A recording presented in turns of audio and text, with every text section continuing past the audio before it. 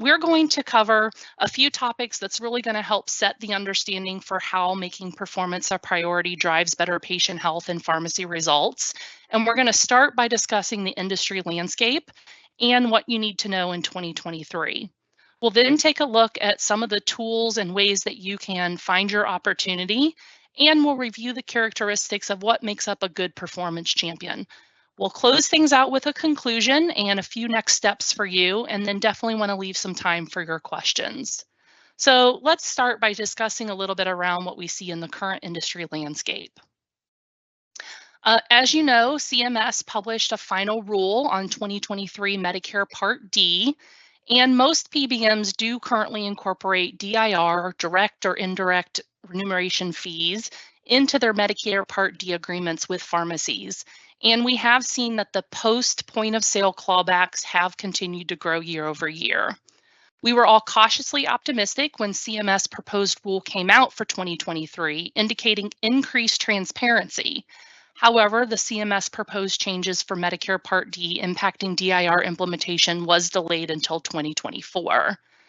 One of the biggest changes this brought about was the definition to negotiated price, allowing pharmacies to see at the point of sale their lowest possible reimbursement, and that patients would benefit for lower costs at the point of sale. While the proposed rule does not directly affect what payers may arrange in their contracts with network pharmacies regarding payment adjustments after the point of sale, it's uncertain then what changes will be made. Performance incentives are still available, but it's going to be interesting to see what payers will decide to do, as they may not have the same motivation to implement some of these upside programs. As a result, we saw most of the 2023 Medicare contracts include similar DIR programs as they have in years past. And even though pharmacies will be able to see at the point of sale, will most likely be paid the lowest possible reimbursement, the net reimbursement that you will see will likely be similar, or in some cases more aggressive than they are today. Mart Atlas is working on being able to have an opt-in program that you would be able to ease some of the planning and the burden associated with collections in 2024, most notably with Caremark early in the 2024 season. So more details regarding this particular program will be made very soon. So if we really want to look at the 2023 Medicare themes, there's 4 key themes that we heard as a part of Medicare reimbursement. We just reviewed DIR fee reimbursement structures remain but mainly the same for 2023, but payers have already been preparing contract reimbursement scenarios without DIR fees for the last couple of years in the event that CMS had those language changes. For example, Caremark has current language that they would incorporate a midpoint reimbursement, and ESI has indicated they would do a worst case scenario if DIRs went away. With non-preferred contracts, PBMs continue to push for more aggressive terms, putting pressure on prescription margin, starting back in 2021 and continuing all the way for 2023. So point of sale reimbursement rates for both brands and generics were improved. You saw more at the point of sale, but saw deeper DIR clawbacks. DIR metrics and performance programs remain relatively unchanged. However, we have seen some payers continue to raise the bar in terms of performance thresholds that have to be met for adherence and other metrics. And despite the ability for any willing provider to participate in Medicare, not all pharmacies will be participating and able to process across the market. And we've seen some pharmacy groups decline even non-preferred contracts. So speaking of decisions to decline, while not Medicare, I wanted to make sure to walk through a timeline of our decision to ultimately not participate in the Tricare network for 2023. Just for some historical knowledge, Mart Atlas had been contracted under the same agreement with ESI for the Tricare network since 2018. In December of 2021, several large pharmacy groups decided to exit participation with Tricare, including Sam's Club, Walmart, and about 3,000 independent pharmacies. In April of 2022, Mart Atlas received a solicitation to amend and extend the contractual agreement to support this book of business. The proposed rates were very aggressive when compared with historic rates, and we began to analyze the impacts.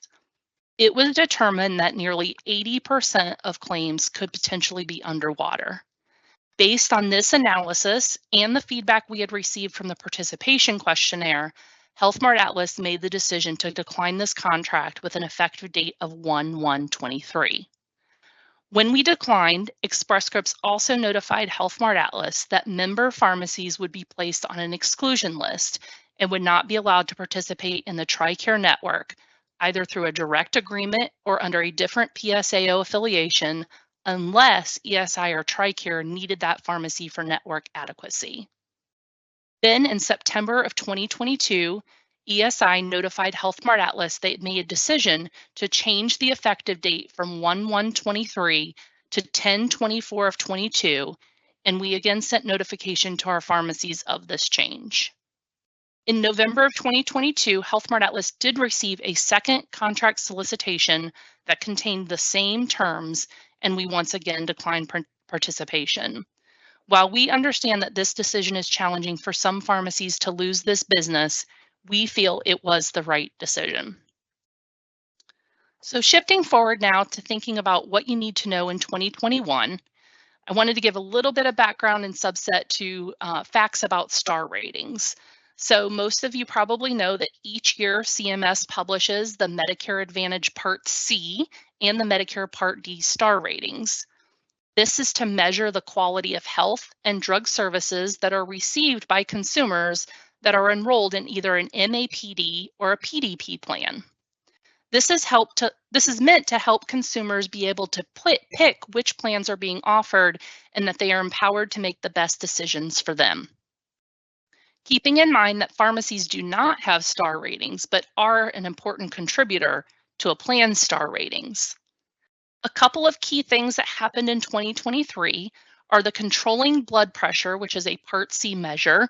It was transitioned off of being a display measure and is now a single weighted measure. And the statin use in persons with diabetes, which is a Part D measure, in 2023 was changed from being a triple weighted to being a single weighted measure. With these changes, we see some changes to program design in 2023, but overall, the programs remained relatively unchanged. I did want to share just a little bit about the CMS 5-star goals, and these are pulled for the MAPD line of business. And what you see on the screen are the 3 PDC measures. And what we see is that PBMs continue to set their goals higher as the 5-star rate continues to rise. As you can see, the PDC measures all increased by 1 percentage point in 2023 over 2022. And these 3 PDC measures continue to be the main focus in performance programs. For the third year in a row, the 5-star CMR completion rate stays unchanged at 89%, and the 4-star goal stayed the same at 82%. However, the 2- and 3-star goals actually dropped pretty significantly this year. Not unexpected, the goals for statin use in diabetes continues to increase. The most aggressive or significant increase were the 2- and 3-star goals, which each increased by 4%, and the 4- and 5-star goals, which rose 2 percentage points. The 5-star goal increasing from 88% to 90% in 2023. So if we look at 2023, and I said performance metrics are still a main component in how payers and PBMs are assessing performance, I wanted to review just the key plans and how they measure performance as a component of their DIR liability. So with Caremark and Aetna, it is based on individual pharmacy level performance and has the 3 PDC measures, 75% of this measurement in the Caremark and 85% in the Aetna plans. SUPD is 10% in both Aetna and Caremark, 5% of formulary compliance, and the other difference between Aetna and Caremark is the use of CMR served rate. Caremark uses CMR completion rate at 10%, whereas Aetna doesn't use CMR completion rate in their DIR calculation. Elixir also uses individual pharmacy measurement to determine if a rebate or collected DIR fee is earned. Elixir uses the 3 PDC measures and GDR in their calculation. And pharmacies can earn back a rebate of the DIR paid in either 5, 8, 12, or 20%. ESI MedV 25 and the BPM network also uses individual pharmacy measurement for their calculation. They work a little bit differently in that they use a 3-tier flat fee DIR per prescription. The amount collected weekly is equal to the middle DIR tier. And at the end of the year, based on the individual pharmacy performance, pharmacies are broken out into the top 20, the top 10, the bottom 10, and the middle 80%. If a pharmacy finishes in the top 20%, they get a DIR rebate. And if the pharmacy ends in the bottom 10%, they owe additional DIR. And if they end up in the middle 80%, then there is no change to what was already collected. Prime Therapeutics still assesses performance at the PSAO network level, and they use the 3 PDC measures, SUPD, GDR, and % of 90-day fills. They evaluate, calculate, and collect DIR on a quarterly basis based on this network performance. Each measure has set thresholds in order to achieve a performance tier of 1, 2, or 3. The performance tiers are then averaged, and that score determines the % of AWP that is collected. I did put a note on here just as a reminder that Humana does not contract at the PSAO level, as they choose to contract with pharmacies individually. However, for their quality network program with DIR in 2023, they do evaluate the 3 PDC measures as they dropped both SUPD and SPC, which was their statin use in persons with cardiovascular disease measures, as a part of their evaluation in 2023. And finally, Optum uses chain code level performance for DIR assessment. And so I wanted to have an opportunity just to review quickly with Optum and what our chain code strategy looks like. So beginning in 2020, Health Mart Atlas and Optum entered into an agreement that would evaluate the performance of our 2 chain codes, 605 and 630, separately. When evaluating the overall performance of our pharmacies, if we had done nothing, it was very likely that the combined performance of our entire network would mean we would miss the threshold for rebate. So during the 2020 plan year, Optum used the 3 PDC measures for evaluation, and each were equally weighted. Rebate could be earned at different amounts in each of the 3 measures. And while we saw a differentiated performance between the 2 chain codes, there was no difference in the rebate amount achieved. In 2021, Optum introduced SUPD as a part of the measurement criteria and a weighted allocation of the measures, placing the heaviest weight on the diabetes PDC measure at 40%. The RASA and statin PDC measures were each 25%, and SUPD was a 10% weight. There is a continued ability to earn different rebate amounts in each of the 4 measures. And in 2021, our chain code strategy paid off, with stores in our high-performing chain code earning 6 times the rebate as stores in our standard chain code. Data for the 2022 plan year is being finalized, and we are awaiting our final reporting in order to determine the success of our high-performing chain code stores. And that brings us to 2023 plan year, in which things remain relatively unchanged. The bulk of the Optum business, which falls under UHC and AARP lines of business, will continue to use the 4 measures weighted the same as they have been. The non-UHC business, which is a smaller subset, will utilize a new measure that's a composite PDC measure, which combines the 3 PDC measures into 1 composite score. And we're currently in the process of analyzing performance data to determine what criteria will be needed to qualify for the high-performing chain code in order to give the best opportunity to optimize the rebate. And Health Mart Atlas will begin making any necessary chain code moves in NCPDP in the June-July timeframe. So in order to maximize your patient and pharmacy financial health, you will need to know where to look to find your opportunity. So we're going to review a few tools and resources that you can use to best understand your mix of business and find your most opportunity. A great place to begin starts with Financial Insights, which is found on either the My Health Mart or My.McKesson platform. This information uses Relay Health claims data to help you see clearly your mix of standard versus extended day medications of both brand and generics, and it helps you see a breakdown of your Med D and non-Med D business.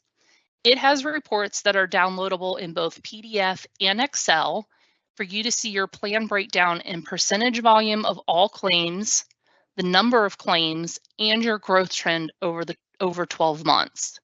By understanding within Med D where you have the greatest volume of claims can help you figure out where to start your efforts to have the biggest impact. All Health Mart Atlas members are provided with access to the Equip dashboard as an included benefit of their membership. If you haven't checked out Equip lately, at the end of last year, they launched a brand new updated platform with lots of customizable features and great information. If you are again looking to see where you have opportunity, I recommend that you navigate under a specific measure like cholesterol PDC shown in this example to the Quality Improvement Programs table. This table shows you the volume of patients attributed to your pharmacy in that measure by program. Each of the programs listed in this table has some type of reimbursement tied to performance. And if you click on a program name, a pop-up will appear with more details about that specific program. Next, I wanted to mention opportunities for pharmacies to earn revenue providing MTM services that are continuing to expand. Outcomes MTM recently has rebranded its MTM platform to be called Outcomes One, and they remain the largest MTM vendor. In addition to standard payment for providing comprehensive medication reviews, CMRs, and targeted interventions, or TIPs, many of these TIPs have a validation payment opportunity.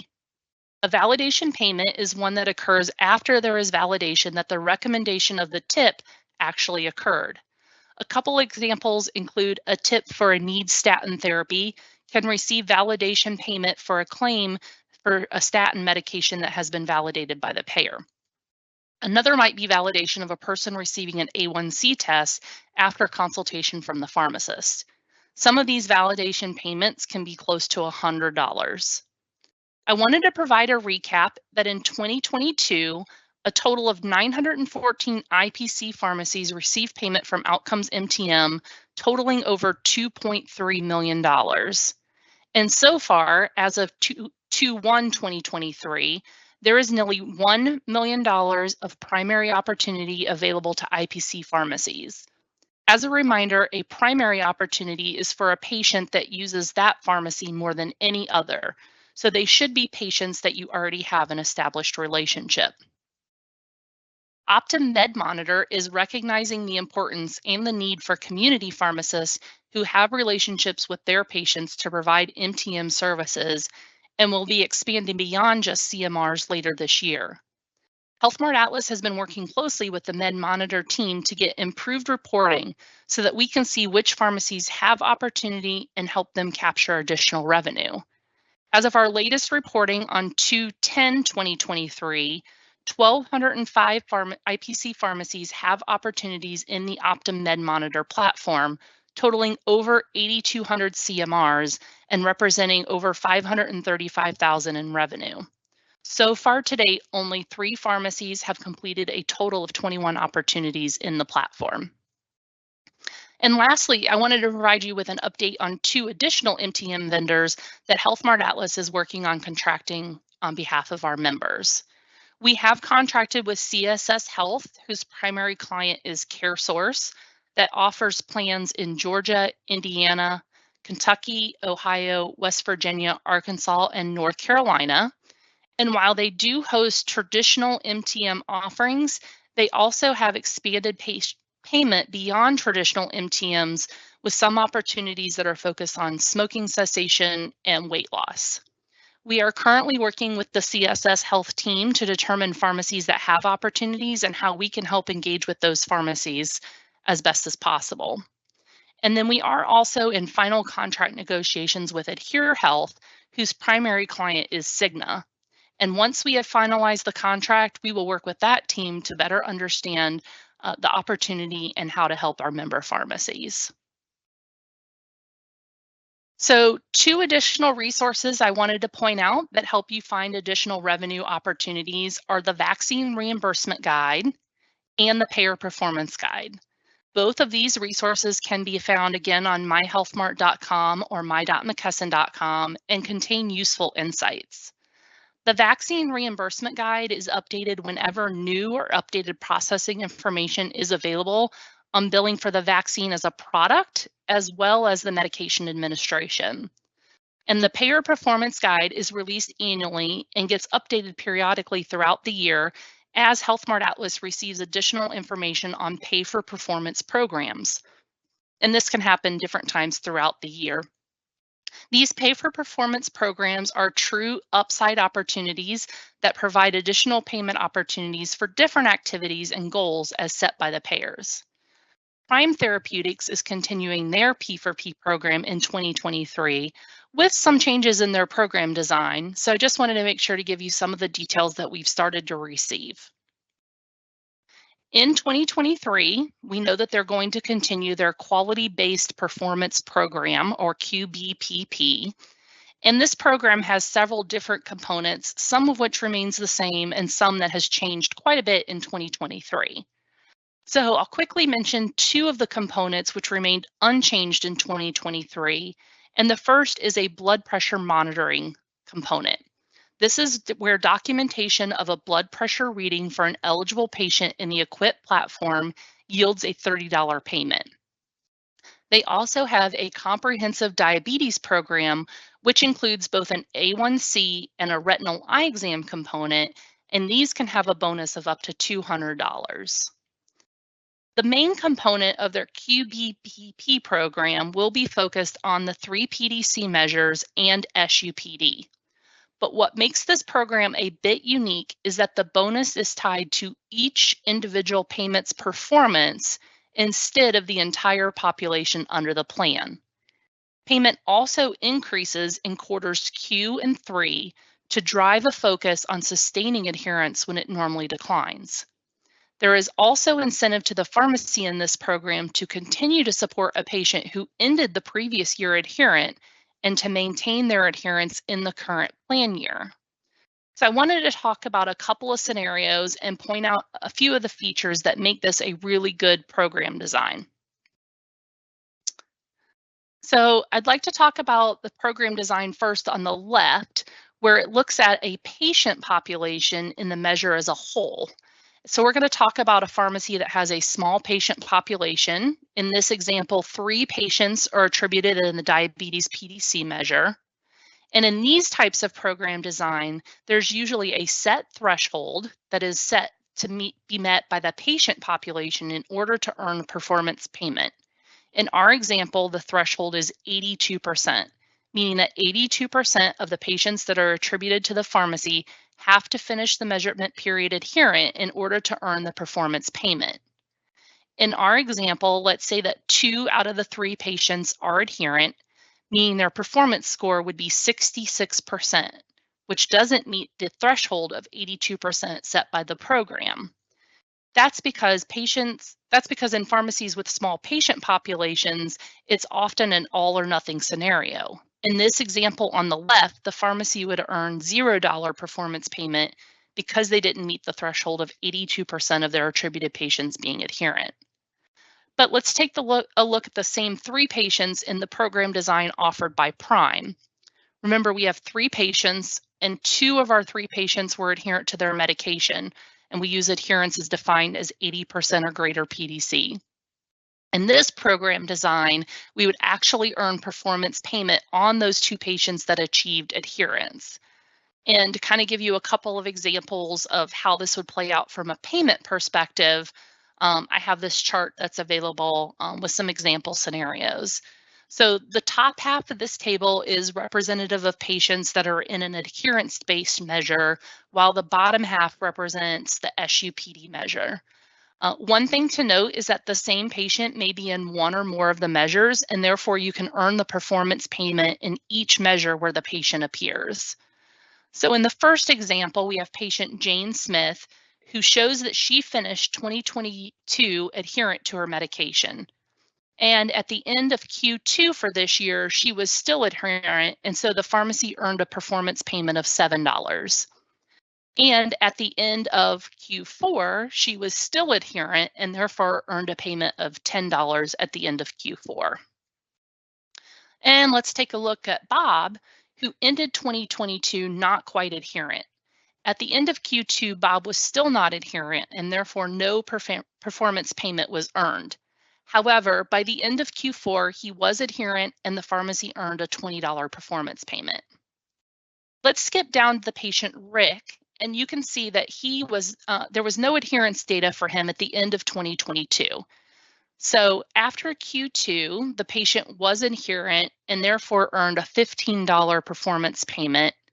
However, at the end of Q4, he was no longer adherent and therefore no performance payment was earned at the end of Q4.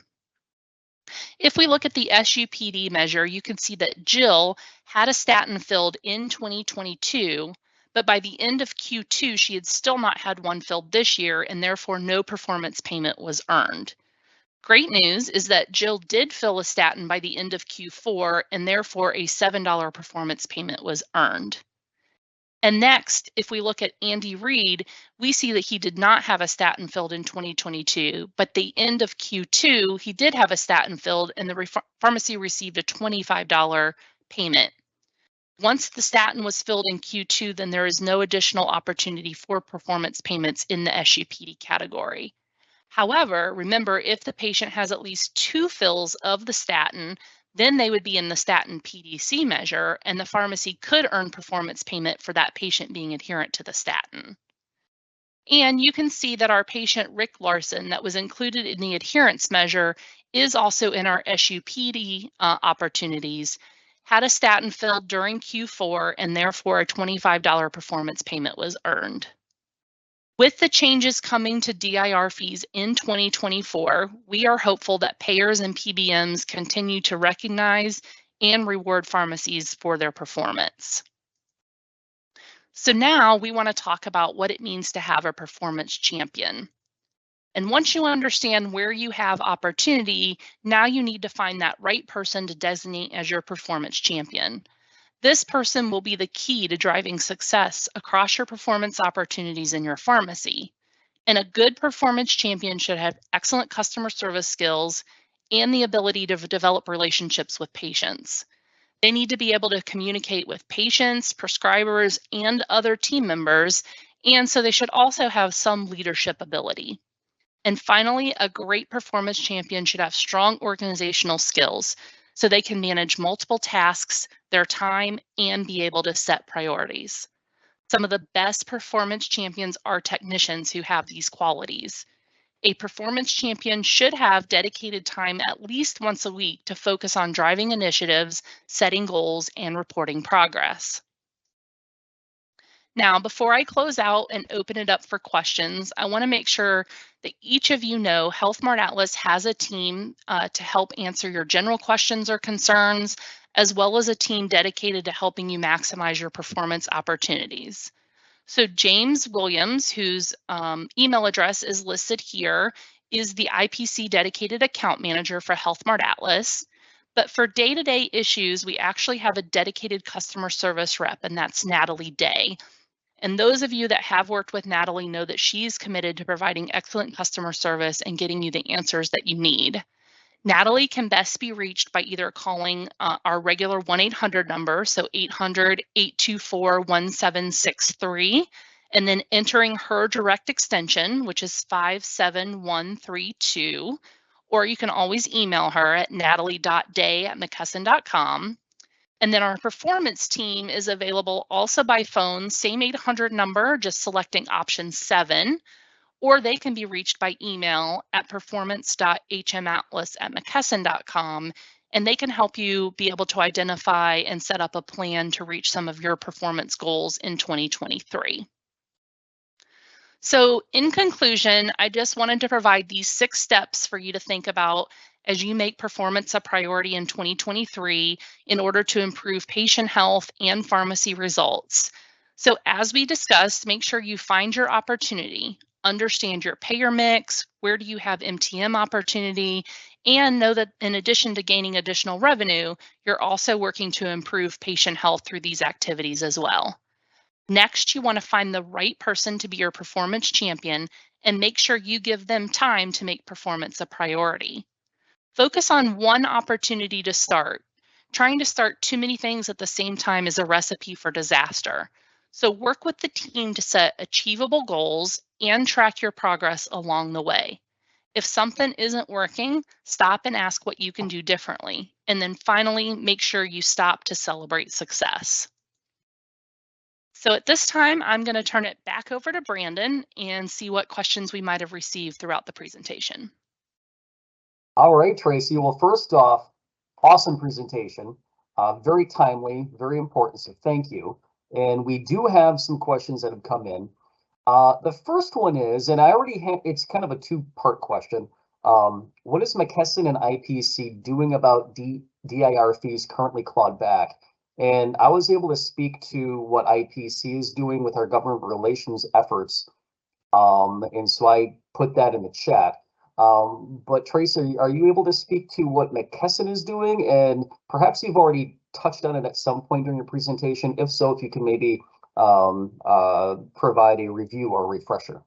Sure. I think it is important to talk about what we're doing as a McKesson and Health Mart Atlas, and we have also done a lot of advocacy and partnered with a lot of groups on our side. So one of them is the Pharmacy Action Coalition. We've also partnered with other pharmacy wholesalers to present a united front. We worked with NCPA and other large national organizations. All talking about the challenges and the complications and the complexities and the stress on reimbursement that DIR clawbacks do pay. I think it's going to be a little bit interesting. I know most of the pharmacy community was in support of doing away with DIR fees. And I think that all leads to wanting that transparency at the point of sale. I think it's just going to be challenging to see what the payers do from a reimbursement perspective if they go to that lowest rate at the point of sale, and that's what they write into their contracts. We're hoping that there'll still be other ways that high-performing pharmacies have an opportunity to earn dollars. Okay, great. Thanks for addressing that, Tracie. Here is another question that we got into the chat here. How do I know if I have patients that are eligible for the Prime Pay for Performance program that you had mentioned earlier? Yeah, great question. Thanks. So the Prime Therapeutics program is fairly easy to identify in the Equip platform. So if you go to a measure and go to your outliers, in the column that lists the program name, the program name will start QBPP. And they have several different payers within Prime. A lot of regional Blue Cross Blue Shield plans utilize Prime.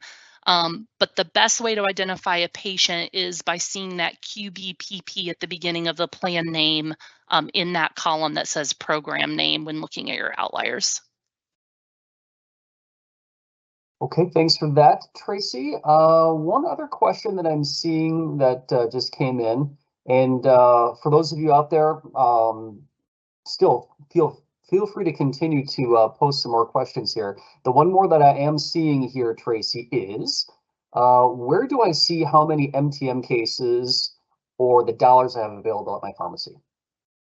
Yeah, so there are a couple of different ways that you can see your MTM opportunity. If you haven't done MTM before, I would recommend starting with Outcomes MTM, just since they are the largest MTM vendor and likely to be where you're going to see a majority of your opportunity at this point. You can, as an individual, do the training in order to get access to the platform. And then once you log in, you'll be able to see how many MTM, both CMRs and tip opportunities that you have available. Another option is if you do go to MyHealthMart or my.mckesson.com, there is a program called My Performance Dollars. And within that tool, it's a very cool dashboard that will tell you your MTM opportunity and outcomes. It'll give you how many cases available you have, what dollar amount that equals. It'll also give you a little recap to tell you if you do have anybody that's trained in your pharmacy to access the platform. So it's a great place to start that pretty clearly shows you your opportunity and the dollars that are available. Great, great. Thank you for that. Now, these aren't questions, these are comments. I'm going to take a little bit of a risk here and see if you're comfortable commenting on these comments or not. But Okay. these are things that we often hear with a lot of our members and warehouse customers. One Sure. says, this in response to thanking me for responding to the IPC portion of that one question. And this person says, we all know the 800-pound gorilla in the room is Caremark CVS. And then a follow-up reply was PBMs are guiding the pricing. So do you concur? Do you have any thoughts or comments on that before we close out here? I would say this. I would say that anytime we go into a contract negotiation, whether it's with one of the three big ones or the smaller PBMs, there are certain levers and certain ways that we can negotiate and have opportunities to change the contract negotiation. I think that our team does a really good job of setting up some specific guardrail language and things that help to protect some of the components of the contract where we can't negotiate necessarily. I think the question was asking about pricing. I'm not sure if they're relating it to pricing as in what they purchase products at or the reimbursement rates. So I'm not sure exactly what direction to go there. I would say that we at HealthMart Atlas don't even have access to know what our customers are purchasing at, right? That's a firewall between the distribution and the PSAO side of the business. So we don't know the exact cost that a individual pharmacy is buying product at. And that's on purpose, right? To have that firewall so that we aren't privy to that information. But not 100% sure on that pricing piece of the question, but hopefully that addressed a little bit broadly. I think it does. Yeah, absolutely. Okay. Yeah. Thank you for taking a stab at that. I appreciate that. One more question I'm seeing that just came in. Sure. Where do we see our performance dollar payments? So in reference to like a P4P program or even MTM dollars that come in, they are paid through HealthMart Atlas Central Pay. And so they would show up on a remittance statement.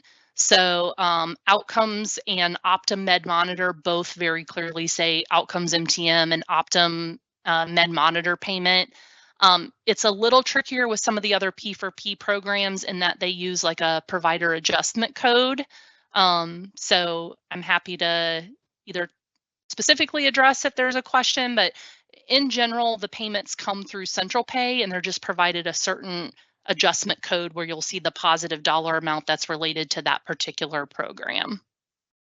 Okay, gotcha. Not seeing any new questions coming in, so I think we're getting close to wrapping up. Tracie, do you have any final thoughts that you'd like to share before we call it a day here? Sure. I mean, I guess I would, share that, I certainly understand that there's reimbursement pressures and 2023 is going to be kind of this last year in its current state. And while we don't exactly know what the 2024 contracts are going to look like or bring, we feel like in 2023, performance still is a large focus by these payers and opportunity for some additional revenue for the pharmacies. And so we're here to help navigate all of that. I shared the information for like our performance team, for Natalie as the dedicated customer service rep. Just encourage members to utilize that if they have questions or specific concerns that that we can address. They are there to help. So would just say that as my final closing words.